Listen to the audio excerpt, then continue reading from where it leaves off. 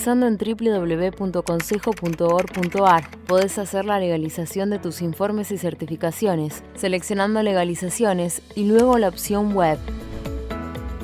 Allí vas a ingresar al sistema con tu nombre de usuario y clave personal y con un número de convenio y clave, el que podés suscribir por la web. Una vez que ingresaste, elegís la opción que estás buscando y listo. Dentro de nuestra página vas a encontrar conferencias en nuestra biblioteca de contenidos. Ingresando a la opción Reuniones científicas y técnicas, vas a poder elegir el contenido que estás buscando y al hacer clic, ver el video de forma online y descargar el material de la reunión.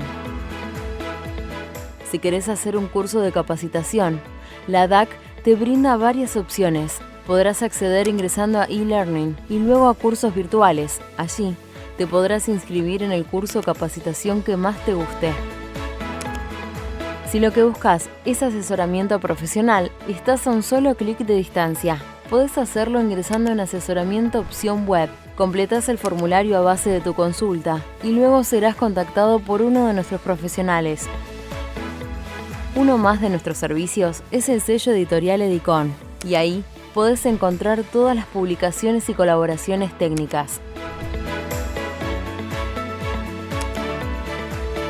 Además, ingresando a nuestro menú Servicios, Consejo Salud, vas a enterarte de todas las novedades de Centro Médico, Farmacia, Simeco e Integrar Plus. Estos y muchos temas más están disponibles en nuestra web www.consejo.org.ar. Envíanos tu consulta a consejoescucha@consejo.org.ar o llama al 5365 8950 y un colaborador se estará comunicando con vos. Te acompañamos sin que te muevas de tu casa. Consejo 75 años. Gestión y futuro.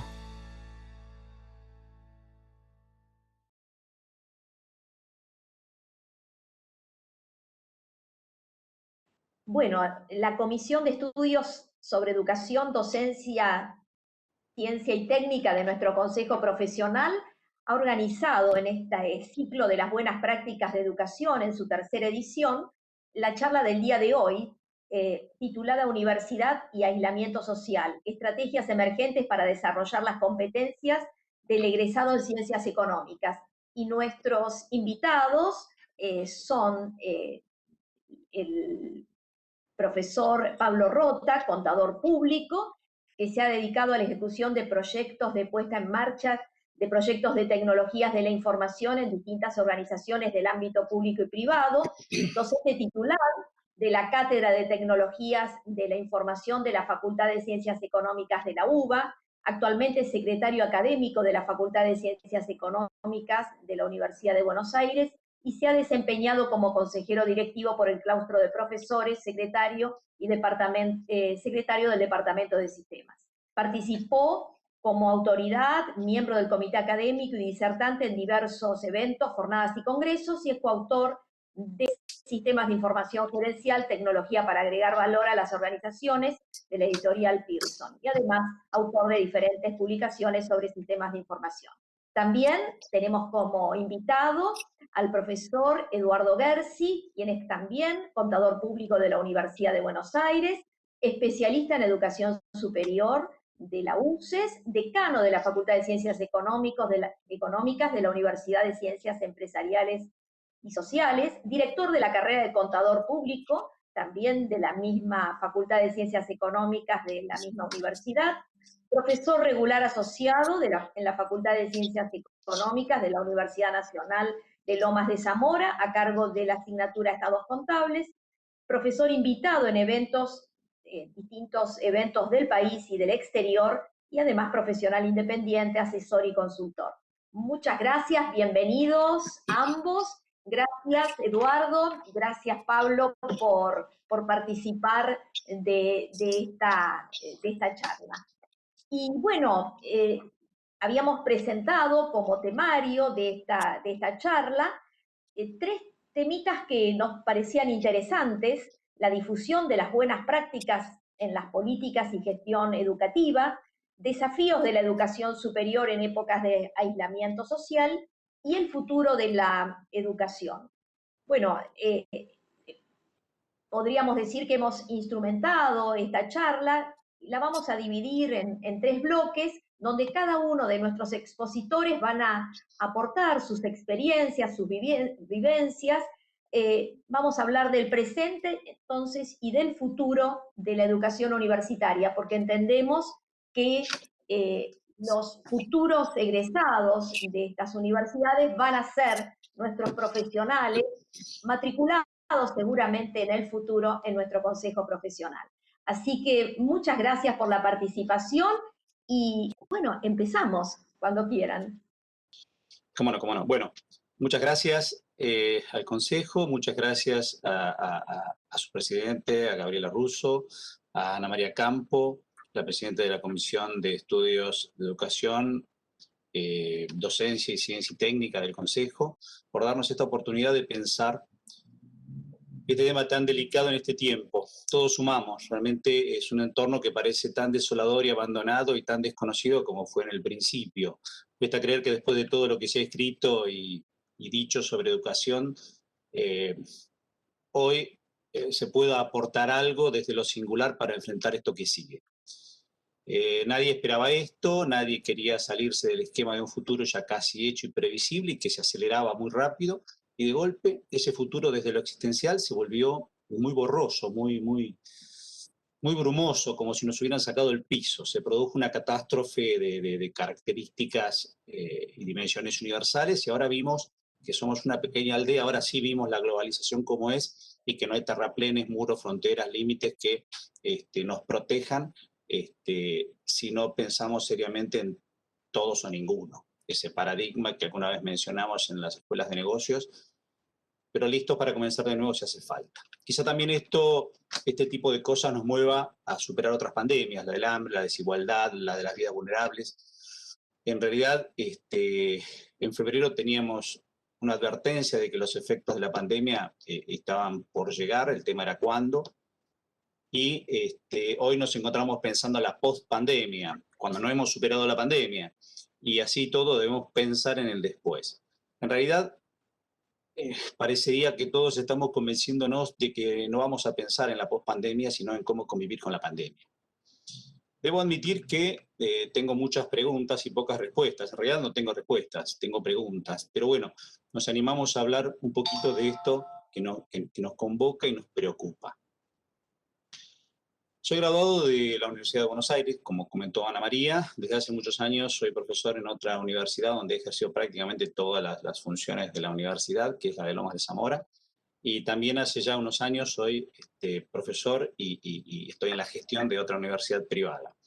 El honor y la satisfacción de pertenecer al sistema universitario, al sistema de la educación superior, consisten en acompañar el esfuerzo de tantos jóvenes que, como yo en su momento, hoy tienen un sueño y necesitan que se haga realidad conforme sus propias circunstancias, conforme su propio contexto.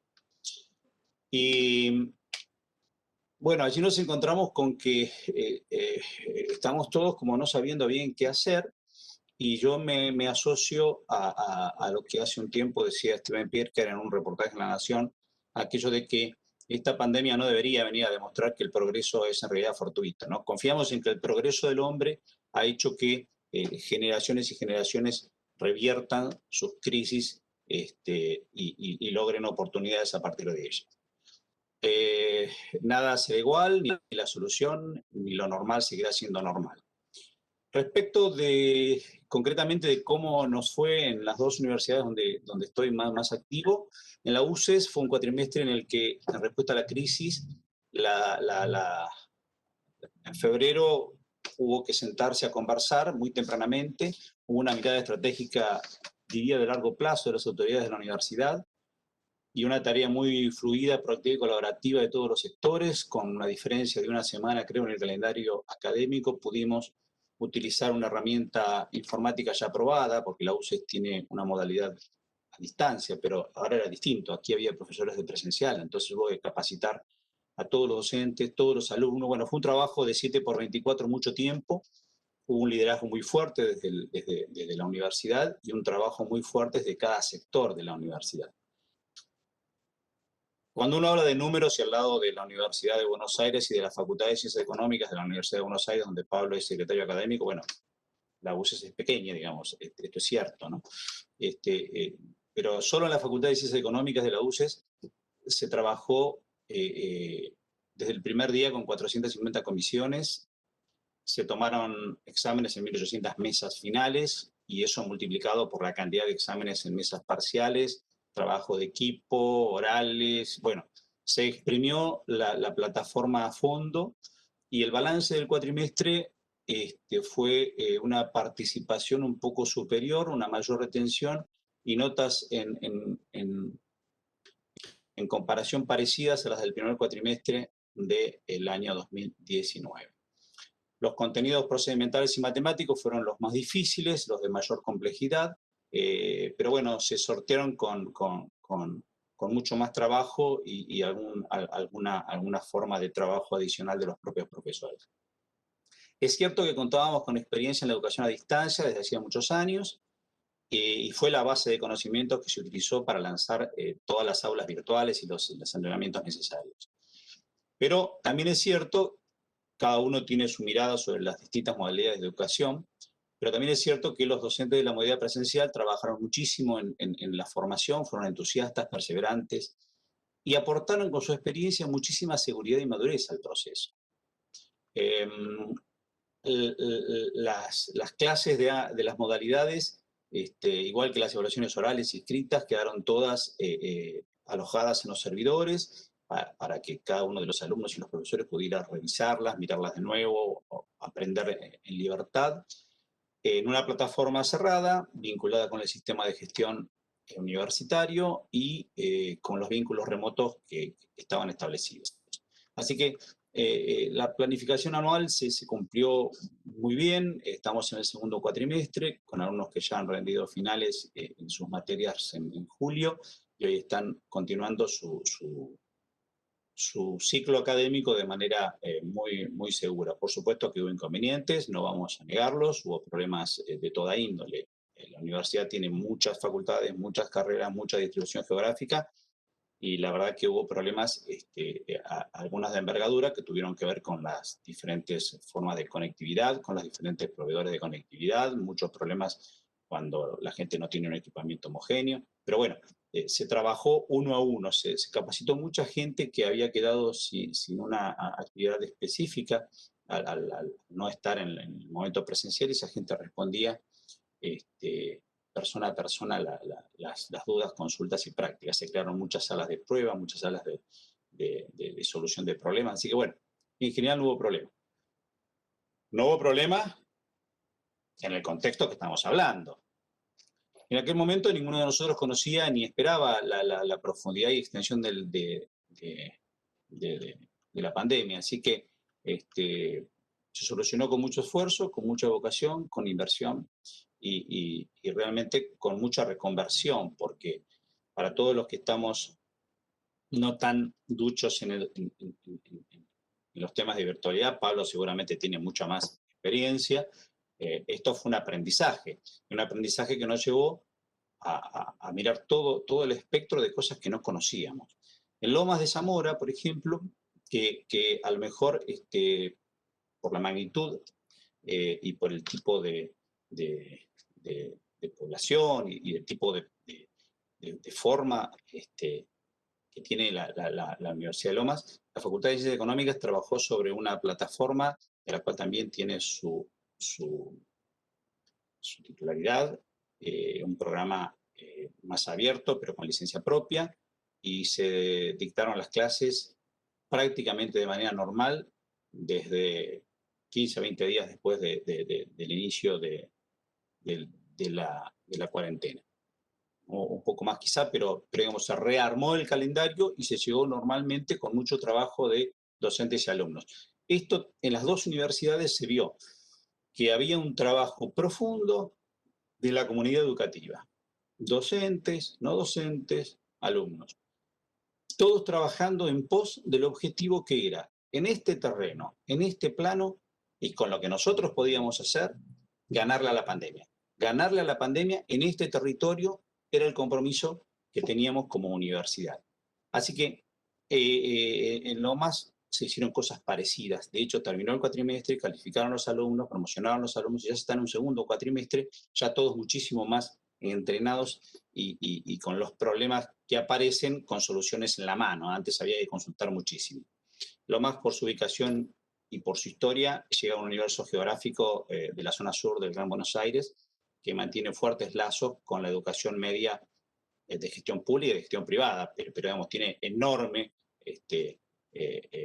arraigo en la zona su presencia. Así que bueno, esta es más o menos mi introducción y mi experiencia corta, por supuesto. Tuve que tratar de evitar, por ejemplo, todas las actividades extracurriculares se pudieron desarrollar, todas las actividades, todas no, las actividades de vinculación con el medio tuvieron restringidas, aquellas que requerían presencialidad no se pudieron hacer. La Facultad de Medicina tuvo sus restricciones, al igual que Veterinaria y Agronomía. Digo, hay cosas que no se pudieron hacer, pero tuvimos tareas de extensión, se hicieron los procesos de selección docente, se realizaron las reuniones con profesores. Realmente tuvimos una utilización, digamos, al extremo de los recursos que se podían utilizar. Esto es un poco la introducción y la base del trabajo que estuvimos haciendo. Bueno, Pablo, te escuchamos. Muy bien, muchas gracias. Lo primero que voy a decir es que coincido en la introducción y en el desarrollo global y conceptual del tema totalmente con Eduardo, con lo cual me alegro, pero lo que quiero comenzar coincidiendo es con el agradecimiento al Consejo Profesional, a su presidenta Gabriela Russo y a la presidenta de la Comisión de Educación, Docencia, Ciencia y Técnica, Ana María, que acá nos acompaña. Y voy a focalizar entonces un poco a contar la experiencia específicamente de la Facultad de Ciencias Económicas de la UBA y cómo llegamos a este cuatrimestre tan particular, tan especial que nos ha tocado vivir a partir de marzo. Y tuvimos la particularidad que según el calendario original que nosotros teníamos previsto, tuvimos una semana de clase normal y luego la novedad de la pandemia. Nosotros en realidad tuvimos bastante suerte, para ser absolutamente honesto, con el hecho de que la Universidad de Buenos Aires venía con una experiencia muy vasta en cursos a distancia. De hecho, desde 1986 existe UBA 21, que es el ciclo común, del ciclo básico común a todas las carreras, que en nuestro caso, en la carrera de Ciencias Económicas, comprende a 6 asignaturas que se desarrollan en el sistema de UBA 21, que está diseñado y previsto en forma virtual a través de cursos a distancia. Tan es así que ya en el 2008 la universidad implementó lo que se llama CITEP, el Centro de Investigación en Tecnologías y Pedagogía, que en estas circunstancias de este año particular brindó un gran apoyo porque ahí hay investigadores que están pensando permanente y constantemente en estos temas, venían con desarrollos formativos importantes, comunicativos importantes, experiencias nos ayudaron con trabajos puntuales, con paper que nos distribuyeron y nos orientaron bastante en las alternativas que teníamos, pero específicamente dentro de la Facultad de Ciencias Económicas, nosotros desde el año 91 tenemos materias a distancia. Llamamos materias a distancia para decir que tenemos algunas de las asignaturas del grado en forma no presencial. Allá por el 2011 se hizo una unidad, un programa de formación de docentes para entornos virtuales a fin de abastecer de docentes a estos cursos a distancia que se estaban haciendo, y por supuesto nos encontró la circunstancia del COVID con una cantidad de cursos que ya estaban armados en modalidad de distancia. Y esto digo que vamos a hablar de números para poner una dimensión aproximada, que allá por marzo del 2020 teníamos 150 cursos dictándose en modalidad a distancia, en modalidad virtual. Estos 150 cursos se correspondían a 44 materias distintas.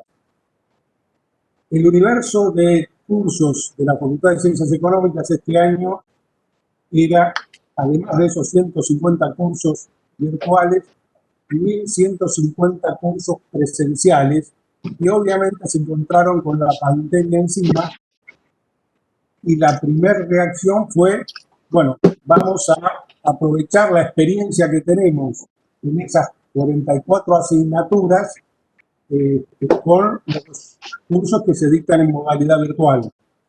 Pero la principal ayuda y la principal colaboración que tuvimos fue que nuestros alumnos hace ya muchos años se inscriben a las distintas materias en UBA de Económicas, los alumnos eligen cursos y horarios y hagan su grilla en función de una selección de las materias que quieren cursar. Y esta selección la hacen a través de un campus, hoy en día se llama UNECOM, donde tienen concentradas todas las funcionalidades de la vida estudiantil del alumno.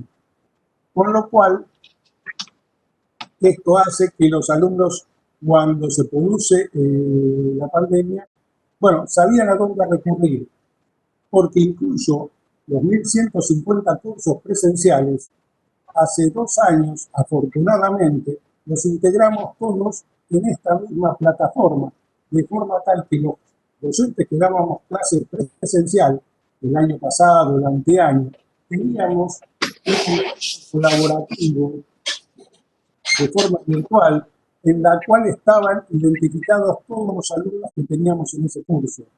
Nos encontró la pandemia con una gran facilidad, que fue podernos comunicar con nuestros alumnos una vez interrumpida la presencialidad, sin tener que implementar ningún otro recurso que decirle, bueno, ese curso que era teóricamente de acuerdo ahora se hace como el centro de la formación educativa que vamos a tener para este tan particular cuatrimestre. Fue así entonces que en los volúmenes de alumnos que tenemos en cada uno de los cursos no tuvimos que implementar otra cosa más que un seguimiento, porque, vamos a ser honestos, no todos los 1.150 cursos que se estaban dando hacían uso integral de esa plataforma que tenían de apoyo. Según el seguimiento que hicimos a los cursos, a 2 semanas de la pandemia teníamos aproximadamente 320 cursos que no estaban haciendo uso intensivo de esta plataforma, con lo cual hicimos un esquema de apoyo a los docentes de forma tal que quienes tuviera algún tipo de dificultad la pudiéramos solucionar y la pudiéramos aventar. 2 semanas después de esto, la cantidad de cursos que no estaban conectados se habían reducido drásticamente a 45 cursos, y en las posteriores 2 semanas ya teníamos a todos los docentes trabajando en esta plataforma donde, insisto, teníamos ya previamente integrados a docentes, alumnos, teníamos aulas virtuales, teníamos los recursos de foros, teníamos la forma de comunicarnos y hacer entregas, hacer videoconferencias, y usar las distintas herramientas que nos daba esa plataforma, que obviamente a partir de ese momento la empezamos a usar en forma intensiva. También, y no es menor, casi diría es significativo, que esas 150 cursos, esos 150 cursos correspondientes a 44 materias, tenían digitalizados contenidos y obviamente fueron a nutrir buena parte de los cursos presenciales. Con lo cual, en la gran masa hicimos un cálculo de aproximadamente el 75% de nuestros alumnos estaban cursando materias que tenían su experiencia digital, como lo llamábamos, en tanto que correspondían a cursos que tenían la actividad a través de cursos a distancia con contenidos digitalizados, con ejercicios preparados para la virtualidad. Y esto fue un importante apoyo, pero obviamente a de suyo que esto hizo trabajar en forma integral e integrada a una cantidad de docentes que no estaban acostumbrados necesariamente a compartir sus contenidos y sus recursos. Bueno, fue intensa, como decía Eduardo, la actividad de este cuatrimestre, a forma de poder poner en camino a todos estos cursos con un nivel de igualdad y equidad entre cada uno de docentes y alumnos que estaban participando de la situación. De hecho, también tuvimos que modificar nuestro calendario, lo extendimos prácticamente un mes, de manera tal de recuperar todos los contenidos que podíamos haber perdido en las 2 primeras semanas, donde, como les comentaba recién, algún curso estaba un poco más rezagado que el otro.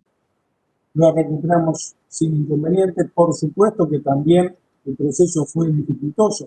No teníamos idea, confiábamos en aquellos momentos que íbamos a terminar el cuatrimestre con presencialidad, cosa que por supuesto no sucedió. Implementamos lo que llamamos actividades de seguimiento, no para evaluar necesariamente a los alumnos, sino para hacer un ida y vuelta de ver cómo estaban funcionando los docentes y los contenidos que le estábamos transmitiendo. Esas actividades de seguimiento, cuando fue avanzando el cuatrimestre y nos dimos cuenta que era inevitable terminarlo en forma virtual, se terminaron convirtiendo en los requisitos para evaluaciones finales que tuvieron que presentarse todos los estudiantes que estaban cursando en ese momento. Les dimos la oportunidad que los alumnos se sometieran a evaluaciones virtuales y finalmente quien no lo quiso hacer tendrá la posibilidad de hacerlo presencialmente cuando retorne la presencialidad, obviamente en un futuro que por supuesto lo tenemos absolutamente todos incierto. Destaco también que esto fue un enorme esfuerzo de docentes y de alumnos. Pero quiero subrayar lo siguiente.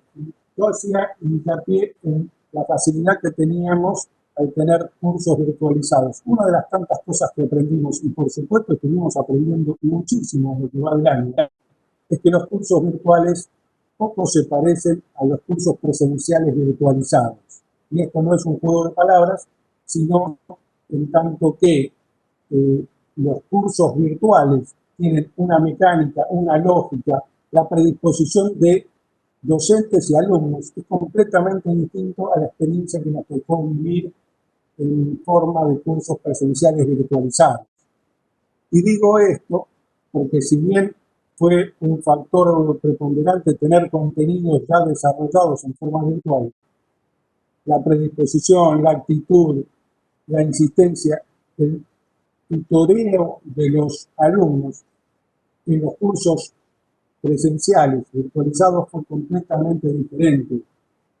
Tuvimos que conocer que los alumnos nos estaban esperando de nosotros no una guía, no un recorrido pedagógico para resolver los contenidos. Estaban esperándonos reemplazar esa presencialidad frustrada en actividades sincrónicas y presenciales donde querían tener no el tutoreo, insisto, sino el acompañamiento, la clase, el seguimiento de los docentes.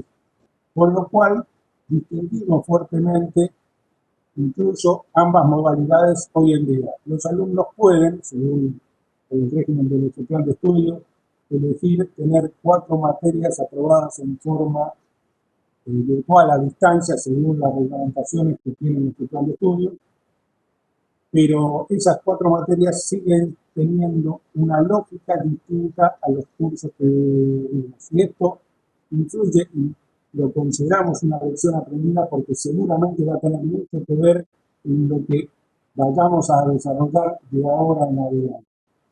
Bueno, esto quiso ser una muy breve introducción de lo que hicimos. Probablemente como futuro inmediato les cuento que modificamos el esquema en función de lo aprendido para el segundo cuatrimestre.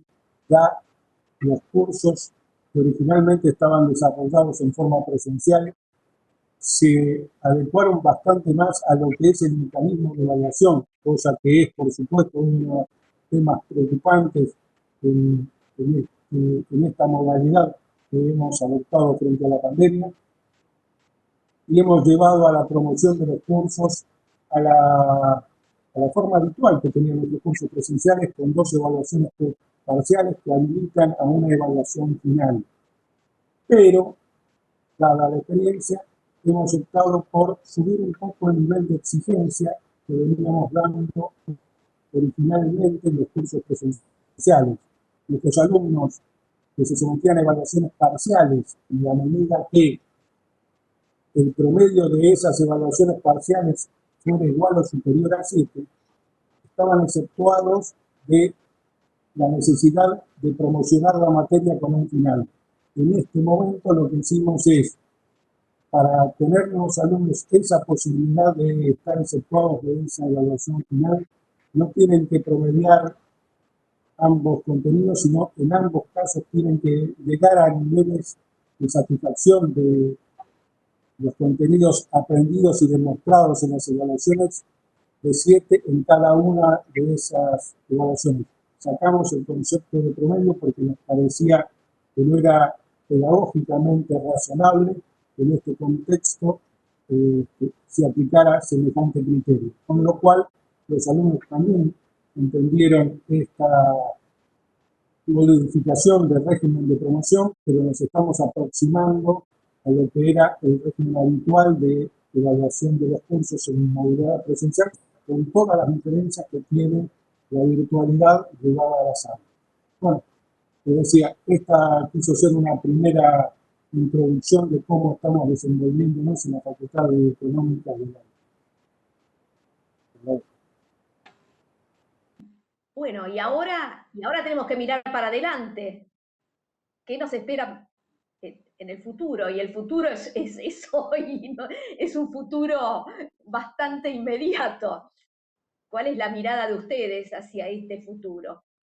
En función de estas experiencias que hemos vivido en esta primera parte del año.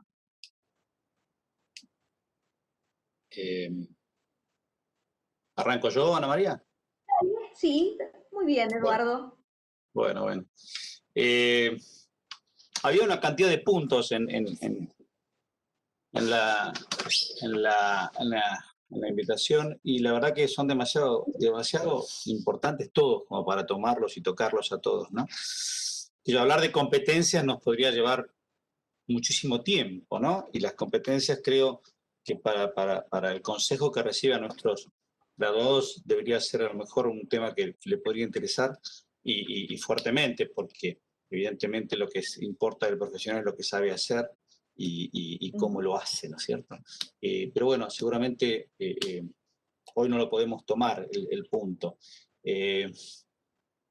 En cuanto a las buenas prácticas, que es el otro punto que estaba por aquí dando vueltas, las buenas prácticas educativas es un tema bastante moderno, digamos, y están basadas en el sujeto del aprendizaje, cosa que ya es un término bastante antiguo, ¿no? Por otra parte, decir que nos basamos en el alumno parecería redundante. Pero tanto en el modelo presencial llevado a la virtualidad como en el modelo de la modalidad virtual, no cabe duda que el sujeto del aprendizaje sigue siendo el alumno. No cabe duda que debe haber una práctica de relación intensa entre el alumno y el docente. Tampoco cabe duda que debe haber empatía para que se pueda aprender y impulsar el aprendizaje autónomo, la proactividad, la creatividad, la curiosidad, ¿no? Tampoco hay duda ya en que se debe promover las distintas formas de estudiar y aprender. Todas estas son prácticas, son las principales buenas prácticas educativas que ya no se discuten. Lo cierto es que tampoco se discute que el uso de tecnologías en educación es el pan de cada día, ya no se discute. Es natural que de los niños más pequeños a los adultos más grandecitos estén conviviendo con la tecnología. Pero es muy natural ya que en la educación presencial la tecnología sea utilizada como un medio más para enseñar. En Lomas de Zamora, a pesar de la presencialidad, los campus virtuales son recursos naturales de todos los alumnos y los docentes. En la presencialidad de UCES también siempre había campos virtuales. Obviamente, la modalidad virtual implicaba otras formas, digamos, didácticas, no pedagógicas, pero bueno, entre lo sincrónico y lo asincrónico, pero digamos, todo esto no se discutía, digamos, la del uso de tecnología no se discute ya en ningún lugar prácticamente de la educación. Hay recursos abundantes que solo requieren una guía adecuada para que la reflexión sea una maduración progresiva de cada uno de los alumnos de la mano de sus profesores. No se concibe ya la educación universitaria sin el acercamiento a la tecnología. Digamos que sigue vigente, a pesar de que se ha escrito mucho sobre esto, sigue vigente además aquello de que decía el filósofo muchos años antes de Cristo ya, lo hice y lo aprendí, ¿no es cierto? Entonces ya no se discute tampoco el saber hacer o el tener que hacer para aprender, y ese tener que hacer es de la mano de la tecnología, porque el mundo ya no tiene lápiz y papel, sino que tiene tecnología de los más diversos tipos. Es cierto que en los entornos virtuales suele crearse la fantasía de que se puede aprender en soledad y que la educación presencial abona la teoría de que sin el aula tradicional nada es posible. Bueno, lo que no es realmente posible es el maestro sin discípulo o el discípulo sin maestro. Y entonces, esa educación centrada en el estudiante mantiene inalterables los viejos principios y preceptos de la educación. Hay dinámicas nuevas, hay didácticas nuevas y obviamente hay pedagogías que son mejorables, pero estos principios no han variado. Así que lo que cuenta en realidad con la presencialidad, la virtualidad, con sus modalidades claramente definidas y con sus formas de enseñar y aprender claramente definidas, que va a ser este alumno una vez que termina la universidad. Y ahí empiezan las competencias. Yo hoy no me voy a detener. Había rescatado una vieja investigación, bueno, tiene 10 años, una investigación sobre competencias que hicimos en el 2010, en donde, bueno, la parte nacional tiene una cantidad de cosas muy extrañas. Por ejemplo, la competencia número 15, el nivel de preferencias, es el compromiso ético. Me asombró muchísimo esta competencia del número 15 de prioridades. Sin embargo, estaba muy apareada con lo que opinaban docentes académicos y graduados académicos y empleadores en el espacio de educación superior. 15 de 17. Así que bueno, eso me sorprendió mucho, pero entre las competencias lo que no cabía duda es que el índice de correlación de importancia en las competencias que le daban los empleadores y los profesionales era muy parecido. Era un poco distinta a la de los académicos. Y allí es donde uno dice, bueno, tengo que trabajar un poco más en estas competencias que nos están faltando, que son en definitiva la mirada de la realidad, la mirada que hace aquel que requiere nuestros servicios para seleccionar a una u otra persona, y por qué a veces vemos que algunas carreras están medias anactalizadas y otras están todas en puja, ¿no? Y de esto creo que todavía nos estamos debiendo un poco a alguna charla. La respuesta que tengo sobre la tecnología es muy positiva y no quiero abundar mucho más de esto. Sí rescato que hay un autor que alguna vez estuve leyendo, que se llama Manuel Aria Monteira, que habla sobre lo que serían las buenas prácticas de las TICs dentro y fuera del aula, pero sale de dos que ustedes van a coincidir conmigo, que son válidas. Dice que lo relevante debe ser siempre lo educativo, lo tecnológico seguramente tiene que acompañarlo, y que las tecnologías no tienen un efecto mágico sobre el aprendizaje, no generan automáticamente innovación educativa. Hay otras 15 que son maravillosas y que tienen que ver sí con la tecnología, pero arranca de esas dos. Entonces, parece obvio, pero debe decirse que la tecnología no se discute, que esa tecnología debe estar al alcance de la gente y que aquí juega un papel relevante no solo la educación superior, sino cada ciclo y obviamente el Estado, porque la infraestructura, nosotros hemos tenido casos en donde alguien dice no puedo conectarme con la clase porque hubo cortes de energía en mi zona. Bueno, si no tenés recursos homogéneos en electricidad, no tenés recursos homogéneos en provisión de recursos de internet, no tenés recursos homogéneos en tipo de equipamiento, hay problemas en la educación cuando debe estar mediada por tecnología, sean entornos virtuales o sean presenciales. Mucho más grave si todos tenemos que estar con la presencialidad a cuestas, con la presencialidad en la virtualidad a cuestas. Así que esto es un poco la mirada que tengo sobre el tema de las TICs, una cosa muy por arriba. Sinceramente, tanto la virtualidad como la presencialidad, que en algún momento fueron discutidas como dos modalidades antagónicas, hemos visto en estos 6 meses que se complementan y legitiman maravillosamente bien y que responden a una necesidad concreta de cada alumno. Así que me parece que aquí hemos saldado un poco la deuda a partir de esta cuestión de ofrecer todo lo que el sistema universitario tiene a cuestas. Cuando me digas, podemos empezar a hablar del futuro. O de lo que Pablo, opinamos.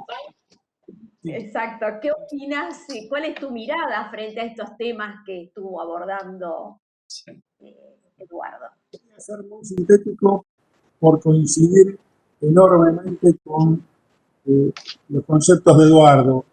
En primer lugar, claramente, lo importante no es la tecnología, sino, y está claro, y esto nos lo demostró este año 2020, es la predisposición, la resiliencia, tanto de alumnos como docentes, en salir adelante. La tecnología claramente nos ayudó, hubiera sido imposible sin tecnología, pero lo importante ha sido mantener los niveles de contenidos vigentes a pesar del contexto. Pero quisiera colocar otra visión distinta y tal vez un poco anticipándome a lo que vamos a charlar después del futuro. En lo particular, yo tengo una visión un poco más positiva de lo que va a suceder, por cuanto está claro que dentro de las cosas que nos pasó este cuatrimestre, es que claramente, por ejemplo, nosotros evaluamos mal uno de nuestros principales riesgos, era cómo iba a funcionar la accesibilidad en una universidad tan masiva como es la UBA. Y finalmente, la verdad que los problemas que nos hacíamos a principios del cuatrimestre fueron superados holgadamente y los conflictos que pudimos haber tenido con eso los resolvimos de manera muchísimo más sencilla de lo que nosotros mismos nos imaginábamos, con lo cual esa accesibilidad, que era un gran interrogante, no lo fue tal, y finalmente pudimos avanzar sin dejar a nadie en el camino, que para nosotros era central en todos los pasos que estábamos dando. Algo que inevitablemente se resintió es la socialización que tiene la vida universitaria. Claramente, este segundo factor nos demostró que nada se parece a los cursos a distancia, donde, como bien decía Eduardo, probablemente nos imaginamos a los alumnos elaborando su propio recorrido hasta llegar al objetivo final de las pertinencias que tiene la asignatura que está desarrollando, pero claramente la presencialidad le resta la posibilidad de actuar en grupo de los alumnos. El trabajo en conjunto, en grupos, probablemente haya sido una de las cosas que más se resintió en este particular cuatrimestre, cosa que es otra de las lecciones aprendidas que tendremos que hacer para mejorar la integración en algunas asignaturas, en algunos casos en particular, que vimos que el aislamiento es malo para agregar valor a la experiencia educativa de nuestros alumnos. Y está claro que no es el camino en llenar contenidos esenciales en un soporte tecnológico distinto. Claramente este no es el camino que nos va a llevar mayores resultados, sino inevitablemente pensar que lo que viene va a ser inevitablemente distinto a lo que fue. Y me anticipo un poco entonces al próximo punto, de algo que tenemos certeza es que no vamos a volver a lo que ya vivimos.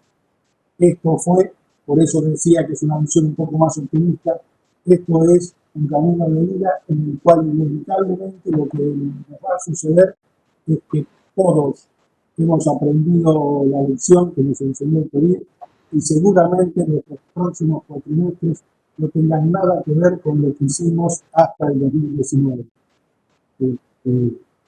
Pero bueno, sí lo que quería aportar es que la otra cuestión, aparte del tema de la socialización, que ha sido un diferencial, es el manejo del tiempo. Claramente tuvimos que aprender, y si vienen los que desarrollan buenos cursos virtuales, el manejo del tiempo es una cuestión en la cual ponen foco y lo tienen que desarrollar porque tienen que pensar en esos proyectos pedagógicos que tienen que exponer a los alumnos que van a seguir en esta modalidad. Bueno, en los casos de la presencialidad asistida por la tecnología, nos damos cuenta que los tiempos son distintos. Los objetivos de las asignaturas siguen siendo los mismos, pero el manejo que debemos dar al tiempo del alumno y al tiempo del docente, es completamente distinto. Pero finalmente, bueno, estamos convencidos que vamos a tener que asumir ese desafío, adecuar, ajustar seguramente algunos de nuestros procesos de enseñanza y de educación y de tutoreo, pero fundamentalmente pensar que esos cambios vinieron para quedarse. Y seguramente nada volverá a ser como antes fue. Bueno, le dejo a Ana María para que nos habilite el último punto, ¿no es cierto? Bueno, entonces, frente a todas estas experiencias, podemos ya mirar el futuro de otra manera. ¿Cómo nos preparamos para afrontarlo? Elijan ustedes quién quiere comenzar. Usted diga, usted diga.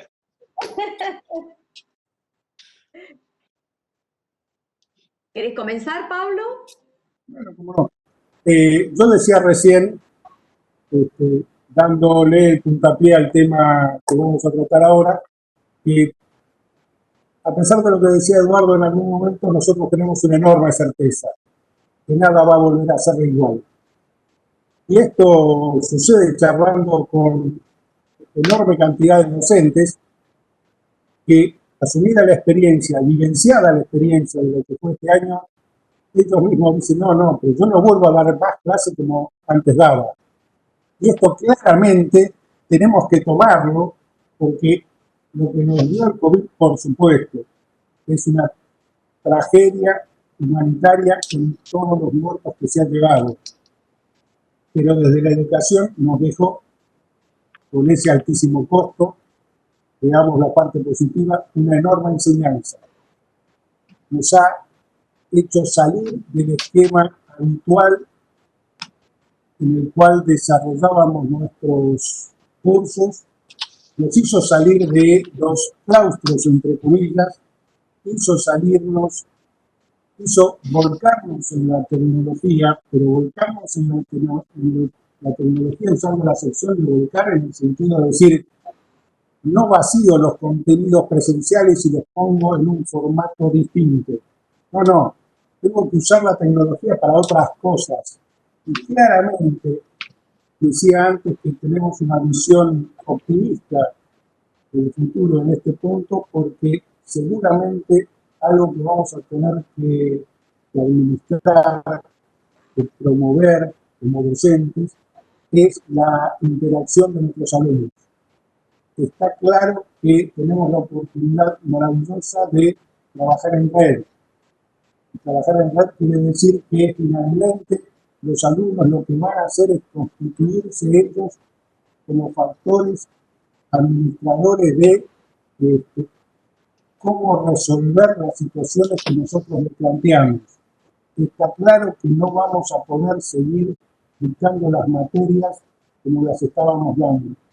Está claro que la tecnología vino para ser un insumo necesario, habitual y constante de nuestros cursos. Está claro que los alumnos nos van a pedir que estemos integrados en red, que usemos foros de discusión, que usemos las tecnologías que este año tuvimos que explotar al máximo y seguramente nos van a pedir y nos van a demandar que la sigamos usando, y nosotros como docentes estamos enamorados de esta experiencia porque creo que ese aprendizaje que finalmente nos tocó a nosotros aprender, lo vamos a incorporar y no va a hacer que volvamos atrás nunca más. Otra cuestión que tiene que ver con esto es que inevitablemente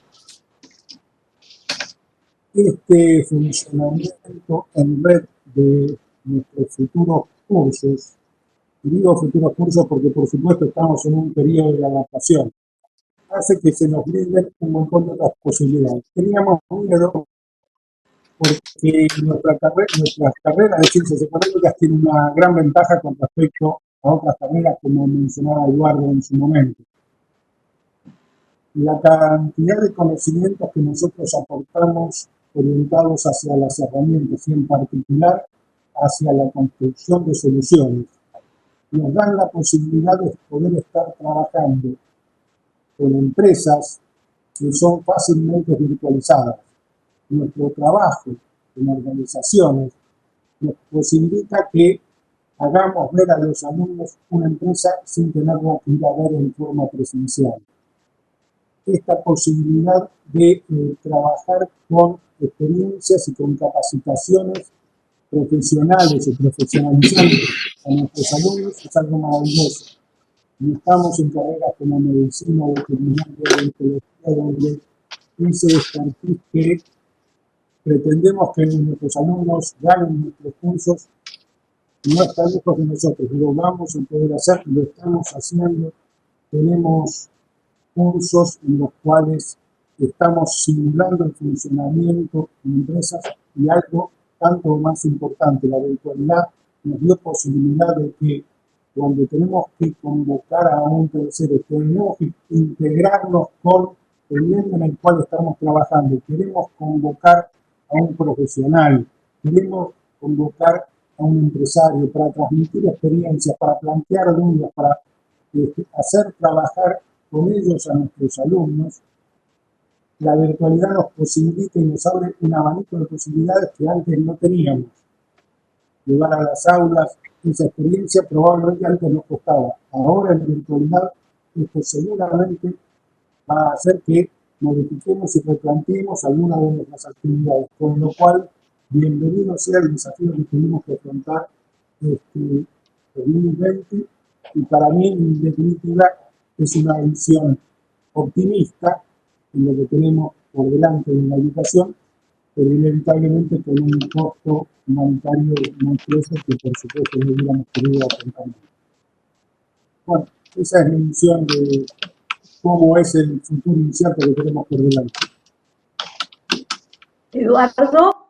Bueno, muy bien. Bueno, obviamente con muchísimo, en realidad con todo, más que coincidir con los preceptos generales, la verdad no tengo que decir. Me parece que esta es la fortaleza de nuestro sistema de educación superior, que tiene bases muy homogéneas, más allá de las gestiones, ¿no es cierto? Yo los voy a aburrir un poquito con unos números, si ustedes me permiten. Porque más allá de que nuestro sistema de educación no es el más grande del mundo, ciertamente cuando uno lo mira en perspectiva genera algún tipo de miedos, ¿no? De miedos no, de desafíos quizá. Un cuarto de la población argentina está constituida por niños y adolescentes entre 3 y 17 años. Estos son datos del Ministerio de Educación de diciembre de 2019, así que son bastante nuevos. En el sistema educativo sin educación superior hay 12 millones y medio de chicos con 960.000 docentes, tengo acá el machete, no lo estoy diciendo de memoria, no podría, y 65.475 unidades educativas. De ellos en primaria hay 6.600.000 y 1.500.000 en carreras terciarias no universitarias. En la escuela secundaria suman 4.200.000 alumnos, de los cuales 500.000 son adultos. y tienen 482.000 docentes en 15.000 escuelas. De ese número, el 10% anualmente lo recibe la universidad, la educación superior en general. De ese número. Así que estamos hablando de unos 500.000 alumnos por año. 500.000 alumnos que hoy están en el sistema de la educación secundaria. El sistema superior tiene 132 instituciones educativas, siempre con esta encuesta, con este informe de fin del año pasado, de las cuales la mitad son públicas y la mitad son privadas. 9.900 carreras entre grado y posgrado, de las cuales el 70% son de grado. Y de ese total, el 92% de los alumnos que le integran son alumnos de educación presencial. El total de alumnos que tiene el sistema de educación superior es de 2 millones de alumnos.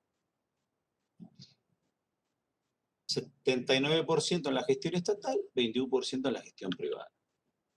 Y lo llamativo y lo bueno y lo que no se va a cortar, porque hay que mirar con este optimismo que decía Pablo el futuro, es que el sistema sigue vigoroso y creciente, porque creció un 25% en los últimos 10 años el total de alumnos, con un 41% es el total de los ingresos.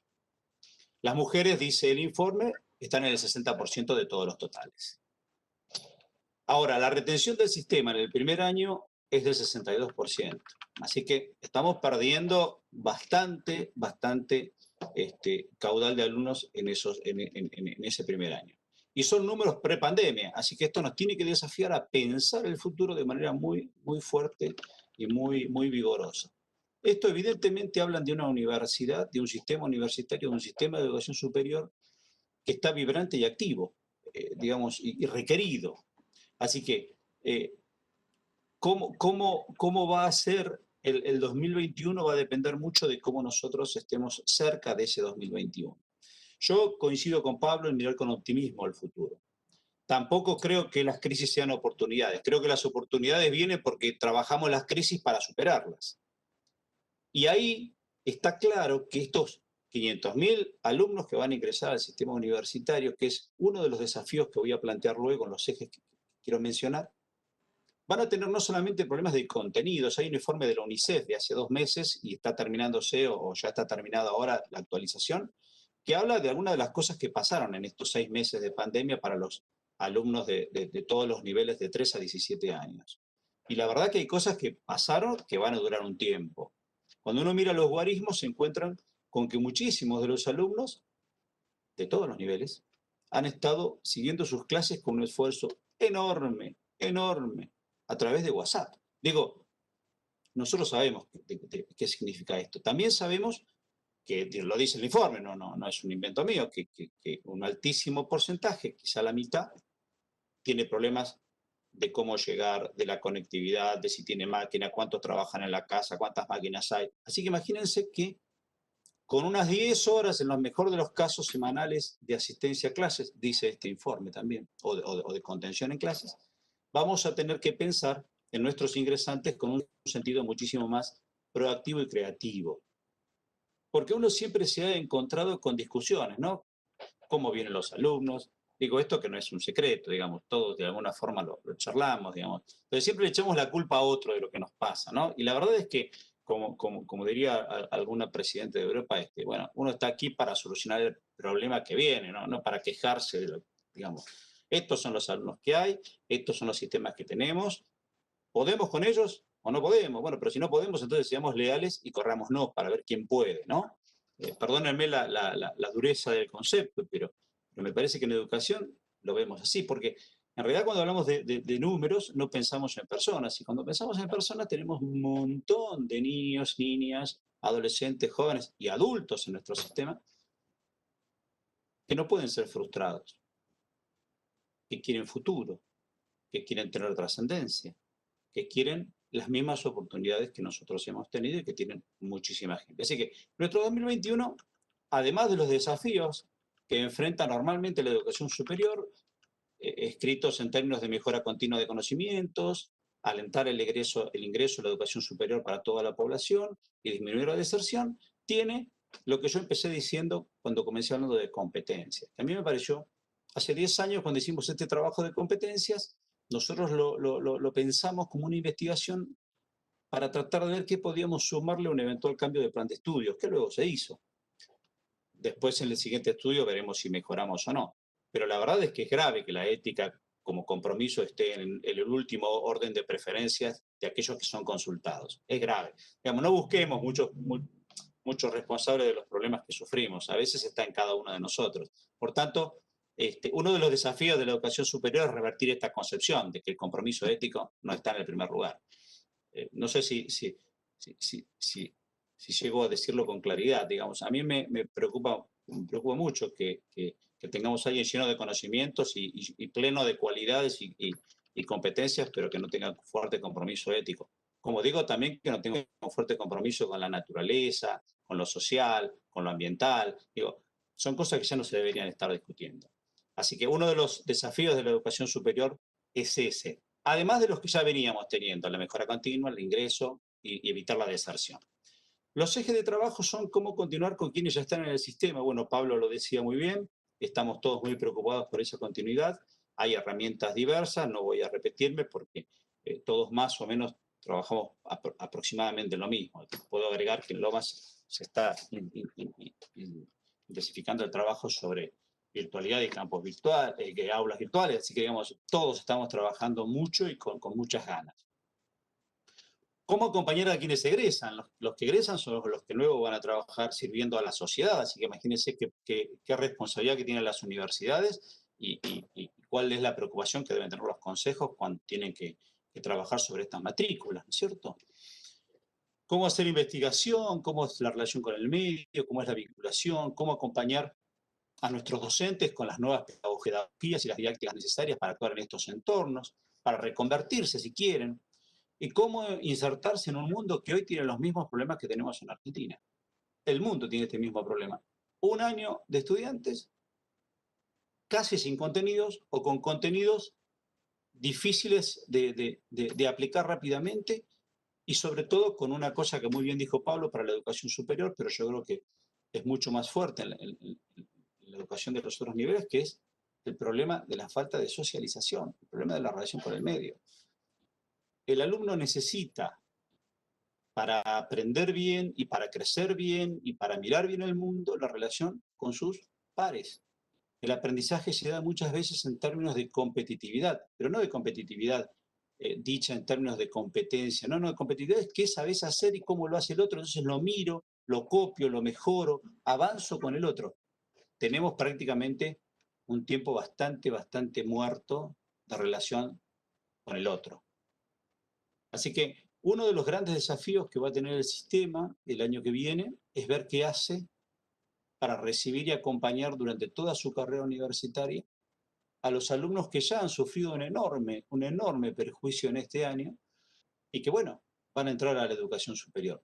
Seguramente tendremos que hacer algo al respecto, no sé bien qué, pero habrá que trabajar con los docentes, habrá que pensar con las instituciones y habrá que tener en cuenta esto en cada paso que vayamos dando.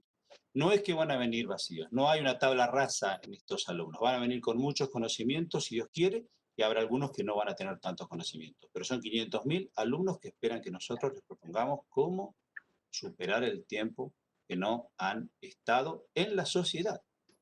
Así que miren si tenemos un trabajo allí. En cuanto a cómo se vuelve a la normalidad, yo les puedo contar un poquito el protocolo que se firmó entre el CIM y el CRUB, en el Consejo de Universidades del Ministerio de Educación. Hay como una definición preliminar en el Ministerio y es que los últimos que van a volver a la presencialidad son las universidades porque el riesgo de relación social, de los conglomerados, de los recreos, de las aulas, es mucho más fuerte allí. Pero en el medio aparece esto de la alternancia presencial, que es lo que me parece que todos de a poco van a ir adoptando. En la UCES, bueno, primero el protocolo marco dice que habrá que definir los escenarios académicos de acuerdo con las características de cada universidad, que habrá que implementar el sistema de clases a distancia dentro de la alternancia presencial. para la presencialidad. El que ya tiene educación a distancia seguirá con su modalidad y sus técnicas. Habrá que evaluar la necesidad de que los exámenes sean presenciales de acuerdo con las recomendaciones sanitarias. Quienes hemos podido lograr que haya cierta legitimidad en la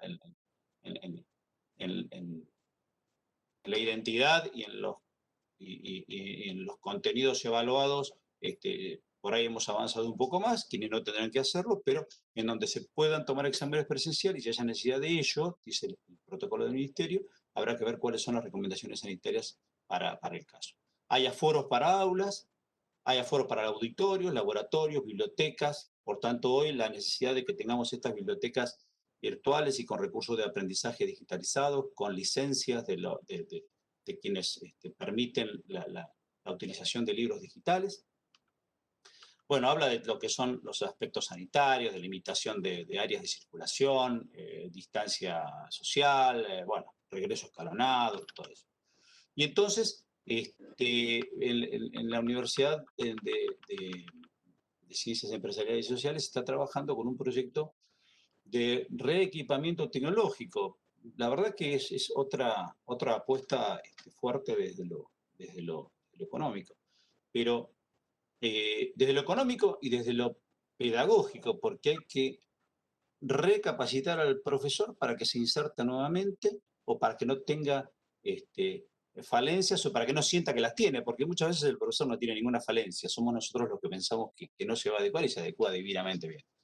Pero seguramente va a haber un streaming para la alternancia presencial, va a haber un reequipamiento de aulas para que los que no estén a pesar de no estar físicamente allí. Y es un desafío realmente significativo para la universidad, porque como bien dice Pablo, esta oportunidad que estamos teniendo es la de aprender de otra manera, con todo lo que ya sabíamos, pero mejor, aprovechando más el tiempo, dedicando más tiempo a las cosas que antes nos impedían a veces acercarnos a los cursos o hacerlo de manera flexible. Así que, bueno, un poco eso es lo que se va a hacer en la UCES. Digamos, trabajar a partir de la experiencia de estos 2 cuatrimestres para cuando se pueda volver presencialmente a las aulas, que será seguramente con los aforos y con todos los cuidados necesarios, por algún sistema que nos permita estar a todos sin que estemos todos compartiendo la presencialidad. Y digo esto porque hay algunos condicionantes. Ustedes saben que, además de las cosas que hay que resolver, tenemos la ley de conocimiento que hay que terminar de resolver, está en este momento trabajándose. Se dictó la ley del teletrabajo, que de alguna manera impacta sobre las universidades, no las públicas, pero sí seguramente las privadas. Pero esa ley del trabajo merece algún tipo de mirada un poco más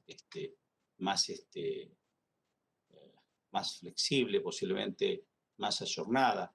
Tenemos el tema de las infraestructuras necesarias, tenemos el tema de las disposiciones, tenemos el tema de ver cómo recibimos a los alumnos y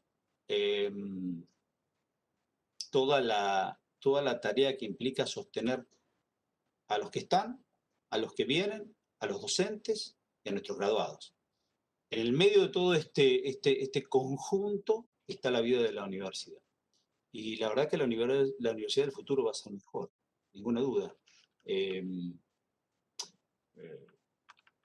Digamos, por eso dije al principio también aquello que me sonó tan lindo de Pirker, ¿no? Debemos confiar en que el progreso no es una cuestión del azar. El progreso depende de las capacidades del ser humano para ser mejor a pesar de las adversidades. Entonces, quizá este futuro sea mejor. No, este futuro va a ser mejor y va a ser distinto. Pero va a ser mejor en tanto y en cuanto seamos mejores nosotros con la ética, con el medio ambiente, con lo social.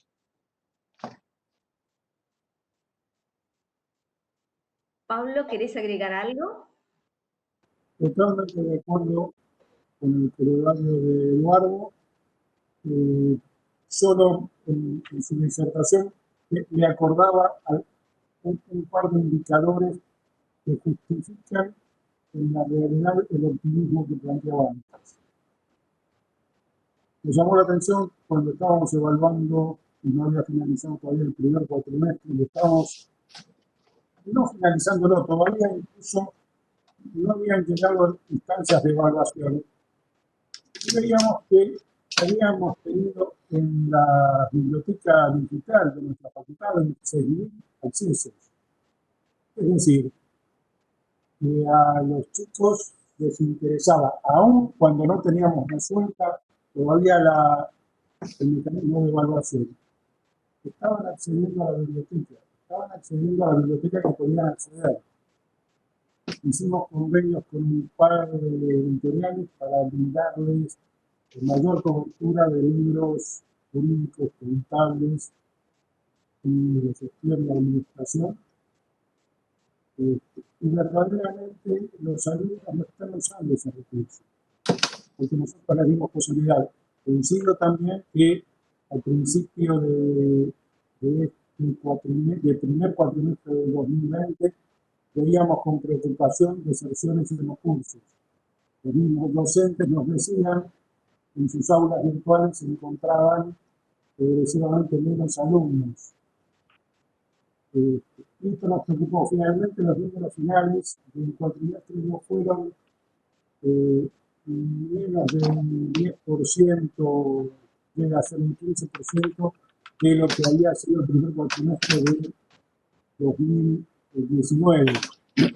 El otro indicador que nos hace pensar en el futuro es que en este segundo cuatrimestre los alumnos que en el caso de nuestra facultad eligen cursos, eligen materias, hacen su proyecto hacia el título, definiendo el camino que van a estar circulando, tenemos mayor inscripción, y significativamente mayor inscripción que en el segundo cuatrimestre del 2019. Es decir, el alumno que perdió oportunidad en el primero porque le dimos alguna chance, le dimos alguna vía de no perder el desarrollo de sus contenidos, se acercó, se inscribió en los cursos y hace que en este segundo cuatrimestre hayamos tenido un récord de inscripciones con respecto a nuestros valores históricos para los segundos cuatrimestres del año. Con lo cual nos están diciendo algo muy claro y muy específico.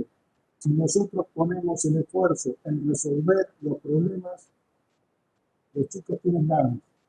Y con gente con ganas podemos resolver absolutamente cualquier problema.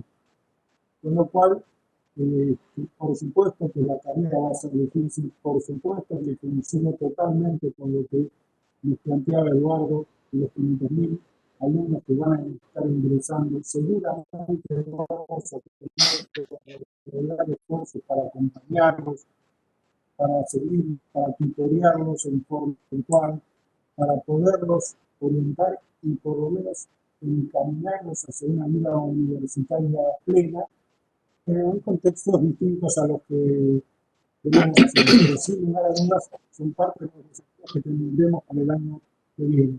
Pero lo que quería rescatar es que tenemos la respuesta inmediata de nuestros alumnos cuando nosotros les damos oportunidades. Intra-universidad, intra-carrera, no tuvimos deserciones finalmente en este año. El saldo neto nos hace pensar que estamos exactamente en los mismos valores que nuestros valores históricos para las distintas carreras. El desgranamiento es el habitual. No ha habido una fuga masiva de gente que baja los brazos. Y esto nos alienta a ser optimistas, como decía antes. Con lo cual, bueno, coincidiendo nuevamente con las palabras de Eduardo, la visión sigue siendo: trabajemos, esforcémonos, mejoremos, tenemos bastante para mejorar, pero vale la pena hacer un intento. ¿Me dejas agregar una cosita, por favor? Es un minuto, prometo. Claro, no, quiero preguntar. A mí me parece muy bien este tipo de iniciativas y me parece muy bien, además, hacerlo en el marco del Consejo Profesional, que en el fondo es una entidad con mucha autoridad para convocar a defender la vida social y a protegerla en el término de las actividades reguladas. Y a mí me gustaría decir que con la misma humildad que alguna vez lo dijo Santa Teresa de Calcuta, ¿no? Ella le preguntaba por qué levantaba a los chicos en la calle si eso era nada más que una gota en el mar, ¿no? Y ella decía, mira, lo que pasa es que si no tuviera esa gota el mar, no estaría completo, ¿no? Y una vez se siente que lo que dice es nada más que es una pequeña gota. Bueno, yo lo digo con esta humildad, lo que uno ha aportado o no ha aportado o ha confundido, no sé, quiere ser eso, ¿no? Nada más que una pequeña gotita, sin querer parecerme para nada a Teresa, pero digo, una pequeña gotita y sin ninguna autoridad más que lo que sentimos como personas y como parte del sistema educativo. Así que bueno, ánimo, la vida igual se va a abrir paso, si la dejamos ser, va a crecer, va a dar sus propias soluciones con esfuerzo, fraternidad, mucha voluntad. Y bueno, ya finalizando, agradecerte a vos, Ana María, por este espacio, por ese trabajo que están haciendo también, y a la doctora Russo, en nombre del Consejo, para agradecerles esta posibilidad.